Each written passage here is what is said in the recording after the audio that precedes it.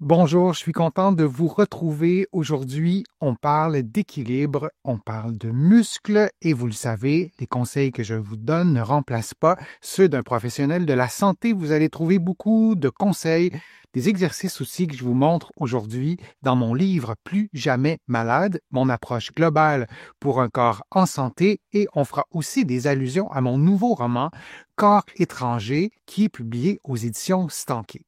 On m'a dit que l'équilibre, c'est le cervelet. Si je perds de l'équilibre, est-ce que ça vient forcément de là?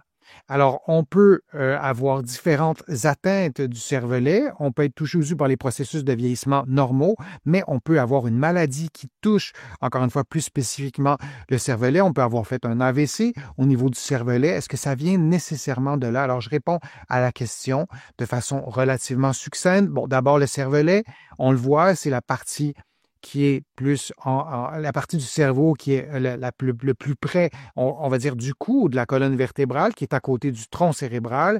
Donc, le cervelet joue un rôle dans l'équilibre.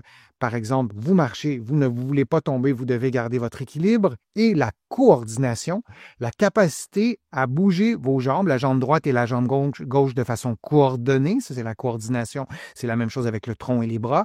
Mais il n'est pas le seul responsable. Le cervelet fait partie du système nerveux. Le cervelet est connecté au cerveau par des nerfs et connecté au reste du système nerveux par des nerfs, notamment. Il y a d'autres structures aussi qui, je vous les présente à l'instant, qui participent au mouvement. Oui, le cervelet reçoit des informations des muscles, aussi des articulations. Il y a des petits détecteurs dans vos articulations qu'on sous-estime ou on ne connaît pas parfois, et ces détecteurs de mouvement qui font partie de ce sixième sens qui est la proprioception, envoient des informations qui sont interprétées ou qui sont utilisées par le cervelet, les yeux aussi et l'oreille interne. Les personnes qui ont des vertiges, qui ont eu un problème au niveau de l'oreille interne, vont avoir expérimenté des étourdissements. Par exemple, la Terre va tourner autour d'eux. Alors, cette partie, le système vestibulaire dans l'oreille interne, donc ce n'est pas quelque chose qui est visible de l'extérieur, est aussi connecté au cervelet. Alors, c'est quelque chose évidemment de complexe et on compare les gestes en temps réel avec des schémas moteurs mémorisés pour corriger les écarts. Le cervelet il est expert dans ça pour construire et utiliser des schémas moteurs, les réévaluer, en éliminer lorsque tel schéma n'est pas efficace. Par exemple, vous marchez à un endroit et c'est une surface irrégulière et chaque fois que votre pied touche à une petite roche, ben, votre cervelet va décoder tout ça, il va construire un schéma moteur et à chaque fois que vous allez toucher à peu près à la même surface, votre corps va s'adapter, va mieux bouger. C'est un peu simpliste ce que je vous dis, mais vous comprenez l'idée. Si vous apprenez une nouvelle nage et vous nagez sur le ventre, vous n'avez jamais fait ça et vous calez lorsque vous nagez, avec le temps, votre corps va parvenir à mieux flotter, à avancer plus vite parce qu'il y a des mouvements qui sont plus efficaces que d'autres. Bien, votre cervelet va construire des schémas moteurs, les évaluer, en éliminer et c'est comme ça que vous allez vous améliorer. Je le disais, le cervelet ne travaille pas en vase clos. Là. Tout ça est interconnecté avec le système nerveux, mais c'est un peu le principe de ce qui est écrit dans la petite vignette que vous voyez. On a aussi le cervelet qui participe à l'automatisation des mouvements, comme marcher ou écrire, en les rendant plus fluides et moins fatigants. Et ça, c'est important. Nos muscles demandent beaucoup d'énergie. On bouge avec nos muscles. Si on avait juste un cervelet, ça ne fonctionnerait pas. Et ces muscles demandent de l'énergie. La contraction musculaire, l'influx nerveux, l'activation de tous ces systèmes demandent de l'énergie. Et notre corps est bien fait. Son objectif, c'est de faire tout ce qu'il fait avec le moins d'énergie gaspillée possible. Alors, le cervelet joue un rôle important dans tout ça, dans ces schémas moteurs qu'il va construire.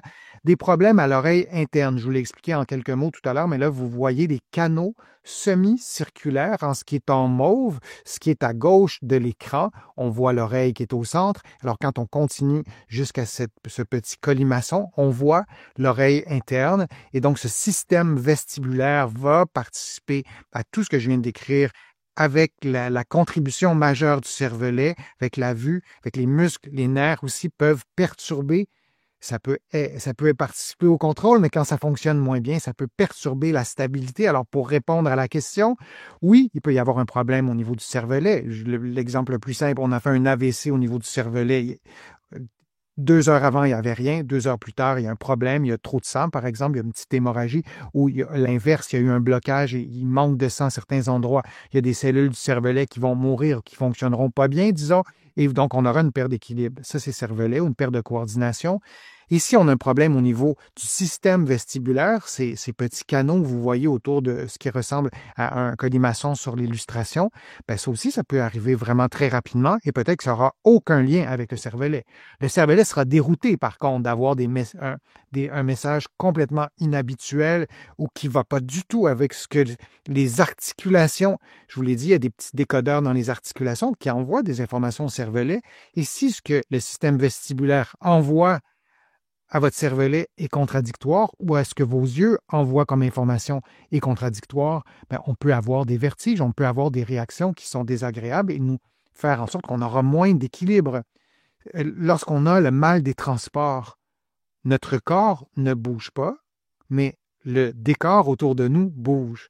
Et donc, ce que les yeux envoient, ce que le système vestibulaire envoie et ce que les articulations envoient comme message, je simplifie un peu, mais ça ressemble pas mal à ça, ça devient contradictoire et il y a des gens qui ont des nausées à cause de ça. Donc, ça peut venir du système vestibulaire et pour d'autres raisons aussi. C'est pas uniquement le cervellaire, c'est la réponse courte à la question. Un bilan médical permet de déterminer vraiment si l'origine est cérébelleuse, vestibulaire, sensorielle, ça peut être musculaire, ça peut être multiple, ça peut être des effets indésirables des médicaments, ça peut être vraiment plusieurs choses, mais ça peut être aussi le cervelet. Donc, on fera des examens, des conseils vraiment tout simples, ne pas tirer des conclusions trop vite. Je vous présente des centaines et des centaines de contenus sur ma chaîne. C'est vrai aussi pour d'autres chaînes sur YouTube. Vous devez consulter lorsque quelque chose de majeur, de clair, que vous pouvez vraiment observer vous-même, vous devez consulter des professionnels de la santé qui ont une expertise qui ont des compétences sur ce problème. Plusieurs systèmes travaillent ensemble, comme je le disais, pour maintenir votre équilibre. Donc, on doit consulter. Et le plus tôt possible si la perte d'équilibre s'accompagne d'autres signes comme des maux de tête, une vision double, faiblesse musculaire. Je vous ai présenté quelques contenus sur ma chaîne liés à l'AVC. Lorsqu'on fait un AVC, on a des signes très précis. Il y a l'acronyme VIT. Je vous en ai déjà parlé, je vais vous en reparler, mais on doit intervenir rapidement parce que si c'est un AVC ou si un autre problème, mais donc on a une perte d'équilibre, on a d'autres éléments qui s'ajoutent. On ne veut pas s'auto-diagnostiquer en se disant « j'ai vu telle vidéo, c'est probablement juste ça ». On veut consulter si on voit qu'il y a plusieurs symptômes qui cohabitent en même temps et qui apparaissent dans un délai court. Un test qu'on peut faire aussi dans un contexte où ce n'est pas apparu de façon rapide avec des maux de tête. Là, on observe cette diminution d'équilibre. On se demande ce que c'est cervelet ou pas. On ne peut pas le déterminer soi-même, mais marcher en ligne lentement, un pied directement devant l'autre. On peut aussi mettre le talon contre les orteils. Vous faites 10 pas et toujours près d'un appui. Si vous avez moins d'équilibre, vous ne prenez pas le risque de tomber. Ça peut être une façon aussi de tester notre équilibre, notre coordination. Et vous pouvez le faire aussi, si je vous le montre en action, vous pouvez vraiment le faire en plaçant le talon très, très près, en contact en fait avec les orteils du pied qui est devant ou derrière, là, vous voyez ce que c'est. Et vous le faites aussi à reculons. C'est beaucoup, beaucoup, beaucoup plus difficile.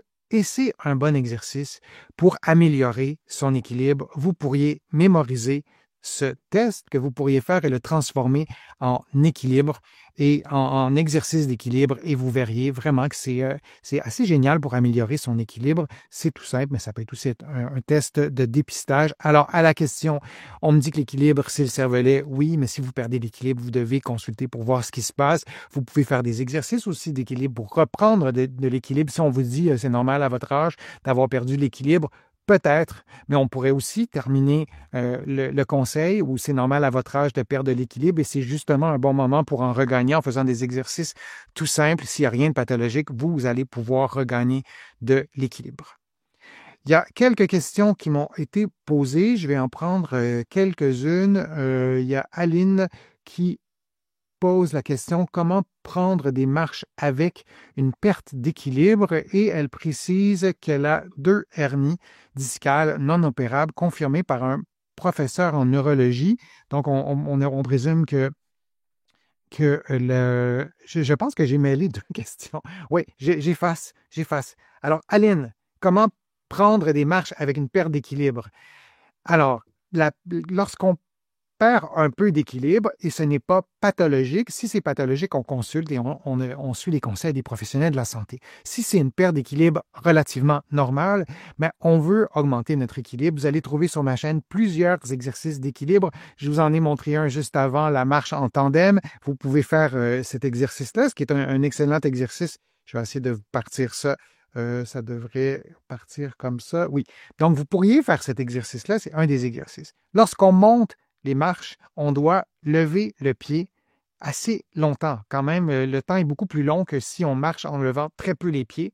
Et donc, parfois, on a de la difficulté dans les exercices, dans les escaliers, pardon, parce qu'on a de la difficulté à rester en équilibre sur un pied longtemps.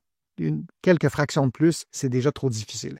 Alors, ça pourrait être une piste de réflexion, peut-être d'exercice, celui que vous voyez en ce moment à l'écran, et un autre qui est intéressant aussi, je l'ai montré tout à l'heure, c'est de marcher sur place en montant les jambes ou les pieds plutôt de plus en plus haut. J'arrive pas à le retrouver rapidement. Mais donc de marcher sur place et progressivement vous levez de plus en plus haut les pieds et les genoux. Mais vraiment, vous y allez à votre rythme et vous vous installez toujours dans un environnement sécuritaire. C'est une mauvaise idée de vous tenir après quelque chose. Moi, je vous suggère de placer le dos des mains près des murs, près d'un meuble. Et si vous avez une perte d'équilibre, vous pourrez corriger ce déséquilibre avec le dos des mains pour ne pas vous tenir après quelque chose qui court-circuite les exercices, qui court-circuite les réactions d'équilibre. Vous allez trouver vraiment tout plein d'exercices d'équilibre sur ma chaîne. Il y a des programmes en temps réel aussi qui vont vous permettre qui vont vous accompagner en fait pour vous guider. Mais encore une fois, si c'est pathologique ou même dans un contexte d'avancée en âge, c'est toujours plus facile et plus simple et plus efficace de consulter un professionnel de la réadaptation. Je vous remercie d'avoir été présent. Je vous remercie de vos questions. C'est toujours un immense plaisir de vous présenter mes contenus. Vous allez trouver beaucoup d'informations aussi sur mon site web, le www.denisfortier.ca. Vous pouvez vous abonner gratuitement à l'infolettre aussi. Il y a l'infolettre hebdomadaire, il y a des infolettres aussi thématiques. Vous allez trouver beaucoup d'informations dans mes livres, notamment mon livre Plus jamais malade, mon approche globale pour un corps en santé. J'ai écrit d'autres livres en plus que de mon roman Corps étranger, des livres sur les douleurs au dos, sur le vieillissement, sur la marche. Je vous invite à aller consulter et ça me fait toujours plaisir de lire vos commentaires de lecture, vos questions aussi et j'essaie de répondre à un maximum de questions sur ma chaîne ici dans les commentaires et parfois en direct lors de mes vidéos. Donc merci beaucoup, merci pour vos contributions aussi. Vous le savez, sans elles, je ne pourrais pas continuer à vous offrir autant de nouveaux contenus. Je suis Denis Fortier, je vous dis à une prochaine fois, à une prochaine vidéo. À bientôt.